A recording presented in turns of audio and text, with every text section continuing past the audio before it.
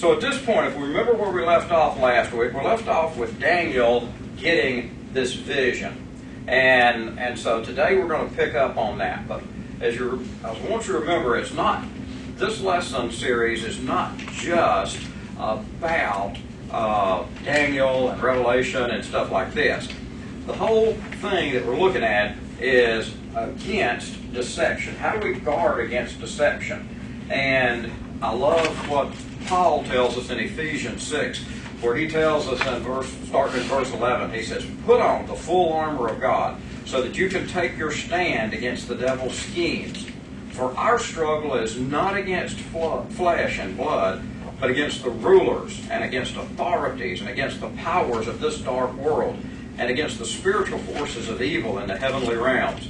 Therefore, put on the full armor of God, so that when the day of evil comes, you may be able to stand your ground. And after you have done everything to stand firm. Then with the belt of truth buckled around your waist, with the breastplate of righteousness in place, and with your feet fitted with the readiness that comes from the gospel of peace. In addition to all this, take up the shield of faith, which can extinguish the flaming arrows of the evil one. Take up the helmet of salvation, and the sword of the Spirit, which is the Word of God, and pray in the Spirit on all occasions, with all kinds of prayers and requests. With this in mind, be alert, and always keep on praying for all the Lord's people." Okay? So, Paul gives us this guarding against it. We need to put on the belt of truth and buckle it around our waist, and we need to have the breastplate of righteousness, feet fitted with the readiness that comes from the gospel of peace. We need to have our shield of faith. This is next week. Are you going? Oh, yeah, I thought you were coming in. All right. And we need to have the helmet of salvation. And remember that we've had a series in the past where Danny spoke on the helmet of salvation, and remembering that this is the helmet that we wear to protect our minds from the things that can deceive us. And then we are to take up the sword of the Spirit, which is the Word of God. And if you think about this, all of these are action items. Nothing about being a Christian is passive. You don't just sit back and let the world happen. Every one of these things, Paul gives us this visual of a soldier getting ready to go into battle. And he tells us we are not fighting against people. We're fighting against the spiritual realm. We are fighting against things that we can't even imagine what's going on. And we see that in Daniel as we get a little bit further in Daniel, when he's told by the angel that comes to him, "I would have gotten here sooner, but I was fighting the prince of Persia." And you're like, okay, you're an angel. Why would you be bothering fighting, the prince on this earthly realm? These things take place, and it's at a higher level than we can imagine. But none of being a Christian comes with just being passive and sitting back and saying, well, everything's okay, I'm not going to have to worry about anything.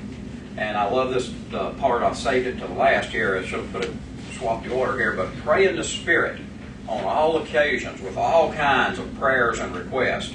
And if you remember, this is how Daniel gets the interpretation of some of his dreams, as he goes into deep prayer, and he is seeking out this answer, and then God answers him. So now we're going to pick up with Daniel 7:15. If Clement is ready with verse 15 for us. Verse 15? Mm-hmm. 7:15, right? Yes. I, Daniel, was grieved in my spirit, in the midst of my body, and the vision of my head troubled me. I came near unto one of them that stood by, and asked him the truth of all this. So he told me and made me know the interpretation of these things. Okay, so you got 16 folks. That's good. We'll just go past that. Now, it says, apparently, Daniel is still in the vision. And so, we've had realistic dreams. I know everybody has had dreams that you wake up and you just wake up and you know that this is really happening. And it can bother you for a great deal of time, especially if you have dreams of friends that get in accidents. You have dreams of trouble that comes on you or something, and you just wake up and every fiber of your being tells you what you experienced was real. And this is what Daniel is feeling like. But he's still in the middle of his vision. He's conscious enough, and it's really odd how this is, because he's conscious enough to have recorded this as he goes. And now he finds himself in the middle of the vision, and he sees this. If we look back into, and he's troubled about it, but Daniel's troubled about his dreams frequently. And we'll see all the way back in 4:19, it picks up and says, Daniel 4:19 says, Then Daniel, also called Belteshazzar, was greatly perplexed for a time, and his thoughts terrified him. So the king said, Belteshazzar, do not let the dream or its meaning alarm you. And so, but he tells him, and this is where he goes ahead, and he tells him, and he says, but what's troubling me is that you were the head, and you were this big tree that has blossomed into this, and you've got this vast kingdom that God is giving you, but God's showing me that all this is going to be taken away from you, and you're going to spend time of times and half the time, or you're going to spend 7 times that you're going to be out eating with the wild animals and everything. And we see a year later, after that vision, that Nebuchadnezzar he goes through this exact experience. But Daniel sees this, and he's troubled. What is going on with my friend Nebuchadnezzar? Nebuchadnezzar has done all these things for him. And so he's really baffled by that. We got it. Okay.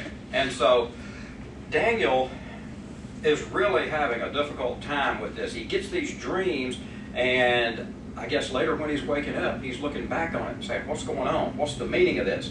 But it's interesting. In the middle of this dream, I get this picture. He's in the middle of this dream, and he sees all these people here. He's just seen thousands, tens of thousands attending to God, and 10,000 times 10,000 that are basically in the audience, the members or people in heaven. And so he goes up to one of them, and he asks him, what's the interpretation of these things? So let's pick up with 17 now, Les, and see what's happening with this. These great beasts which are four kings, which shall rise out of the earth. But the saints of the Most High shall take the kingdom and possess the kingdom forever, even forever and ever. Okay. And so the 4 beasts are 4 kings. Now, one of the things that hits me in the middle of doing this is, you ever wonder why God makes these things so confusing? Why would he send the message that always needs some interpretation? And it's, he's wanting us to be concerned enough and doubtful enough that we seek him out to find out what the answer is. And that's what Daniel's doing, is he seeks out God to find out what the answer is and wants to know. Now, one of the things that the angel does in 18 is he lets him know, okay, God wins in the end. Israel is going to come out okay. Your holy people they're going to be established, they're going to be saved, they're going to possess the kingdom forever and ever. So he's first of all wanting to put him at ease on this. If you look at Isaiah 60:12, it says, For the nation and kingdom that will not serve you will perish. It will be utterly ruined. So he's letting him know, okay, yes, I got 4 kings. They're going to come up. They're all coming into power. And yes, they're going to attack the holy people. But you win in the end. And it's kind of like, especially on a Sunday, coming after Saturday football games, to think about that. You're on your favorite team, you might know they're going to win in the end. And if you miss the whole game and you came back in to watch it, you'd still like to watch it, see how they did it. If you just knew at the kickoff who's going to win, you kind of still want to see how it plays out. And I know I caught myself the other day I was having dinner at Jason's Deli, and I was sitting there and I didn't know it was a late game, but it was Texas A&M and Clemson. Incidentally, it was a year ago. But it didn't look like it. They don't tell you this is what the date is during the game. It's just on the screen. So you're watching it. You're sitting there pulling for Texas A&M again. You don't realize the game was a year ago. And so that's kind of the way we are. We want to know the details. So, but he wants to let Daniel know, okay, I see you're troubled in the spirit. Let me just tell you, you win in the end. Okay? So let's see what 19 tells us, Woody. Just, Oh, you 19, just 19 or 19 and 20? 19. Then I asked about the fourth animal, the one so brutal and shocking, with his iron teeth and brass claws that tore men apart and stamped others to death with his feet. Okay, it's trampled under his feet, whatever's left. Yeah. All right, so this is a recap of his verse 7. And it's interesting. This really bothers Daniel. You see this twice. First of all, he sees the vision. Now, he goes up to the guy and he doesn't just say, you know, the fourth beast. What about that? No, he wants to make sure you're telling me about this one. It has iron teeth, bronze claws. It crushed and devoured its victims. It trampled underfoot what's left over. I want to know about that beast. All right, let's see what 20 tells us. He continues on in 20. Jerry? And then 10 horns that were on its head, and the other horn which came up, before which 3 fell, namely that horn which had eyes and a mouth which spoke pompous words, whose appearance was greater than his fellows. Okay, so now we see this, and this is similar to Revelation 17. So yeah, I didn't have that here. I had it pulled up here. In Revelation 17, verse 12, it tells us, it says, the 10 horns you saw are 10 kings who have not yet received a kingdom, but for 1 hour will receive authority as kings along with the beast. And so, as Daniel is seeing this, he's telling him it's 10 horns are going to be 10 kings. Let's look and see what 21 and 22 tell us, if Stanley will read both of those together, because they sort of run together on mine. For I had seen this horn warring against God's people in winning, until the Ancient of Days came and opened his court and vindicated his people, giving them worldwide power of government. Okay, so Daniel is telling us that he sees this, and he sees that he sees Israel as losing the battle until God intervenes at the end. And let's see, we got 23 now, because what we're doing is that part leading up to this point was simply Daniel recapping what he told us and that he saw in verse 7 and 8. I saw these things. Now he goes up and tells this guy the same thing. So let's see, 7:23 is where we start the explanation. Charlie. He gave me this explanation. The fourth beast is a fourth kingdom that will appear on earth. It will be different from all other kingdoms and will devour the whole earth, trampling it down and crushing it. Okay? It's different from all the rest. Now, this is what's interesting. When you do the research on this, almost all the commentaries like to think this is the Roman Empire. I'm not sure how they connect that. They go back to Daniel chapter 2, where he talks about the feet of iron and clay, which they characterize that as the Roman Empire. And then they talk about this as the rebuilt Roman Empire. But then it says, and here it talks about the 10 horns, and the 10 horns that he sees are 10 kings. Well, if you look at the history of the Roman Empire, there's like 60-something Caesars. And if you look at the rulers, starting with Caesar Augustus and coming forward, through about 370 or 380 AD, there's a lot of people that ruled the Roman Empire, and some of them for a short period of time. But I don't know that it's that. I don't know that those would be the 10 rulers that are coming, or are the 10 rulers those that haven't come yet? So let's see what 7:24 tells us to Jim Horseman. The 10 horns are 10 kings who will rise from this kingdom. Another, different from the previous one, will rise after them and subdue 3 kings. Okay, and I wanted to pick up with this in Revelation 13. And in verses 1 through 8, and this is what it tells us. It says, the dragon stood on the shore of the sea, and I saw a beast coming out of the sea. It had 10 horns and 7 heads, with 10 crowns on its horns. Okay, so we got the 10 horns again, just like Daniel has, but we've introduced the 7 heads. And on each head had a blasphemous name.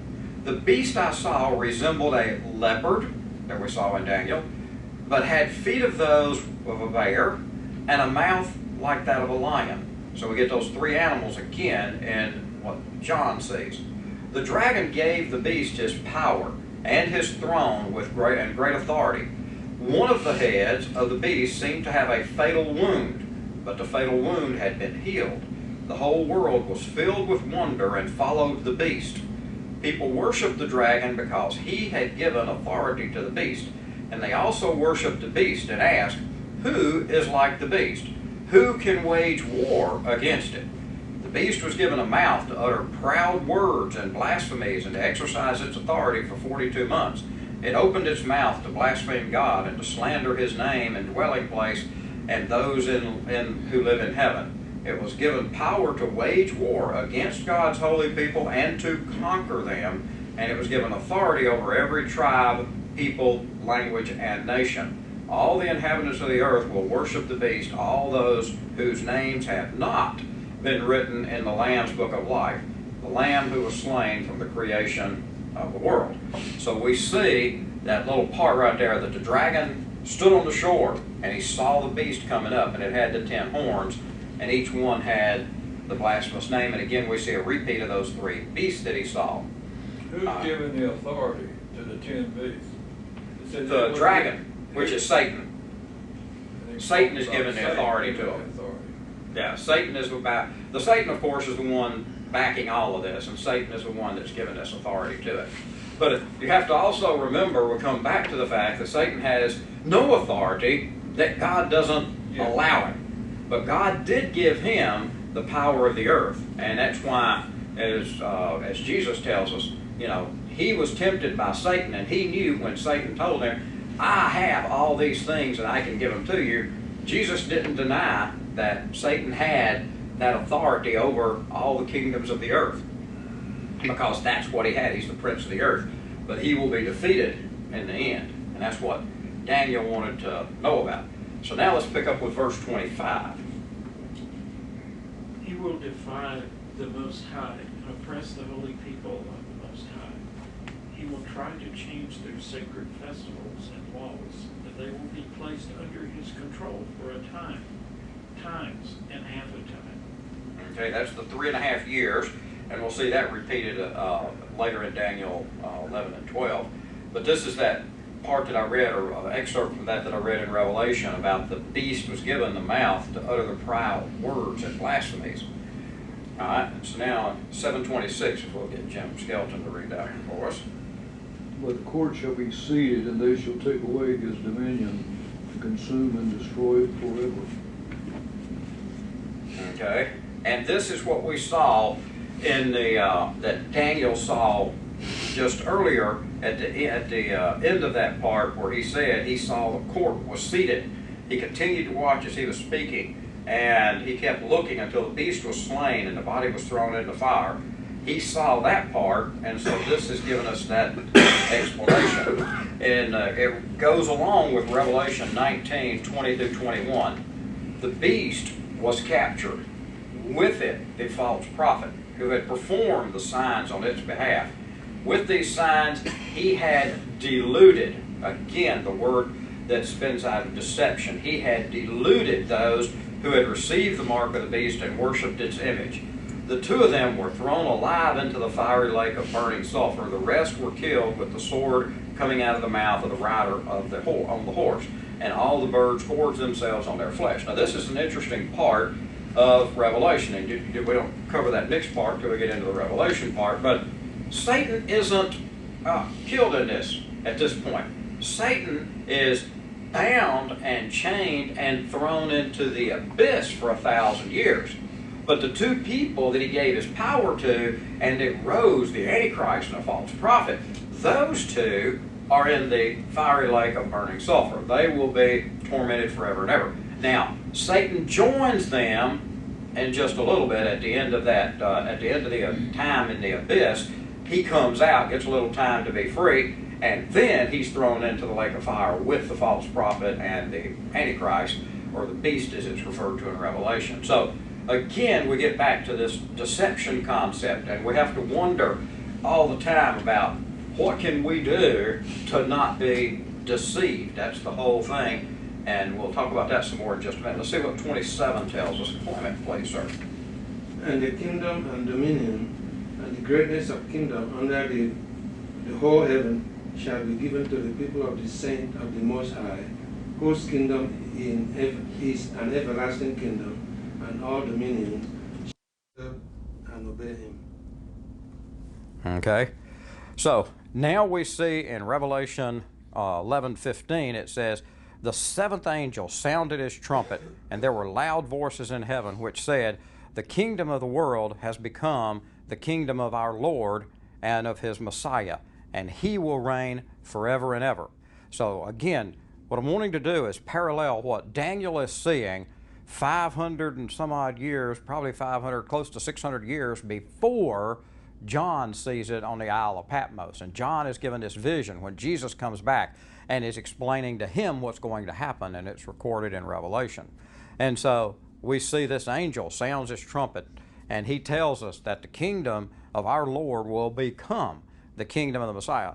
At this point in Revelation 11, we are before all of the battles take place. We are right in the middle of between some of the plagues and the trumpets and the bowls of wrath that are poured out. We're right in the middle of that, and the angel gives John the comfort and tells him that the Messiah is going to be the king of the world, and he will reign forever and ever. All right. So then we look at this, and it tells us this is the end of the matter in 28. It says, this is the end of the matter. I, Daniel, was deeply troubled in my thoughts, and my face turned pale, but I kept the matter to myself. So you have to think about this. Did the angel really tell him a whole lot in his explanation? Did the angel really explain it to him? I wouldn't understand it. I don't think the angel explained it to him. I mean, this is kind of like, you get some times when you ask people questions about things, and I know we've all done this. You've had anything technical, any piece of technology, and you contact somebody and ask them questions about it. Many times the answers they give you back make less sense than the problem you're dealing with, and you're like, okay, I don't know that I've really got an answer to this. How do you? Let's back up again and go a little bit deeper. And I can see that Daniel is deeply troubled at this time. He is still wanting to know what's going on. We'll see at the end of chapter 9 when he is in his prayer and he's given his prayer for the people, and he tells us at that point, he says in verse 20 on chapter 9, he'll say, "While I was speaking and praying and confessing my sin and the sin of my people Israel, and making my request to the Lord for his holy hill, while I was still in prayer, Gabriel, the man I had seen earlier in the earlier vision, came to me in swift flight about the time of the evening. And he instructed me and said, 'Daniel, I have now come to give you insight and understanding.'" So again in 9, he's going to come back, and he's tying these visions together. He had one earlier with Nebuchadnezzar. He had a second one with Nebuchadnezzar. Then he had the one with Belshazzar that was the one where the many tickle up Sharon. So he had that one. Now he's witnessed his first one.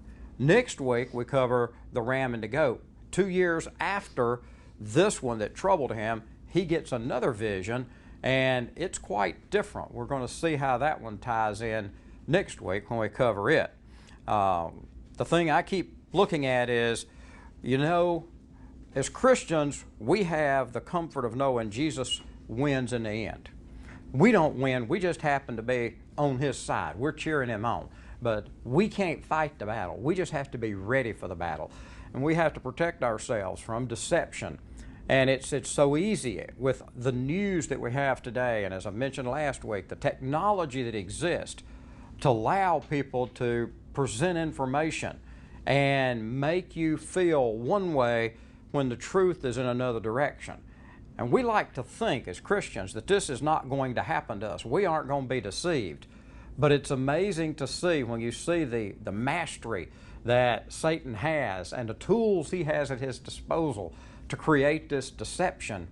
I was watching on an interview this week. Actually, it occurred a few months ago, but it was a psychologist testifying before Congress on the power of Facebook that they have to change elections, and he had studied it and said that they have the power to swing the votes in an election between 2 and 7 million votes, just totally behind the scenes, and you never even know it, because it doesn't cost them to advertise on Facebook. It costs us to advertise on it.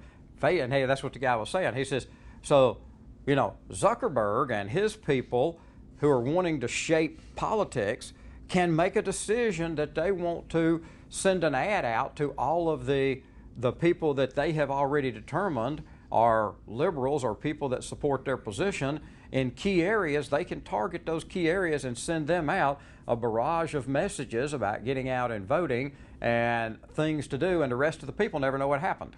They can also block the other. Yeah, they block the other side That's right. all the time, and you don't know what's really happening. You don't know that something you put up got blocked. You don't know that what you saw was shown to 400 people and what the other side shows goes to 4 million people. You don't know these things are happening. They're all happening at a level different from what we, the user, would understand. And you've got the other things, like it just came out this week on I think it's the auto industry. The Department of Motor Vehicles in states have been selling your databases of all your information and everything, and using it in advertising information because it raises money for them. And so when you start looking at all the things you didn't know were going on, how can you be sure you're not being deceived when there's so much that's going on you don't know about? And these companies that have security breaches, like we're going to hear about, I guess it's on the 23rd from that guy, the security breaches that you have, you'd kind of figure that Target would be big enough to have some pretty sharp, IT people to make sure that they wouldn't have been hit, and all the major banks that have been hit, and all the other people that get hit. And you just know that this information is out there. And so there's so many ways that we can be deceived and never know it. That's why it's called deception. And I don't know if y'all have ever watched any of these shows on TV. There's a whole series where they talk about these people who are basically con artists and how many people they can con out of their money. And they go into towns and they become super friends and they become just great people. Everybody loves them. And the next thing you know, this person disappears. And then you find out everybody in town, the guy's run away with $5 million, $10 million or something other like this. And you have no idea what happened to him. And there's so many of those that keep going on. How do we know we're not being deceived? You really have to have that helmet of salvation. And you really have to have that shield of faith. And you really need to spend time in prayer about everything. And so that's what the whole lesson is about. We need to know better what's going on and what to expect and what to look for so that we can avoid being deceived. All right, any other thoughts on lesson 2? I was wondering if the earth that we consider the world survives all this. But we know it doesn't, because it tells us in Revelation that it doesn't. You have a new heaven and a new earth. Yeah, in the end of Revelation, it tells us that the old earth and the old earth and actually the old heaven all pass away.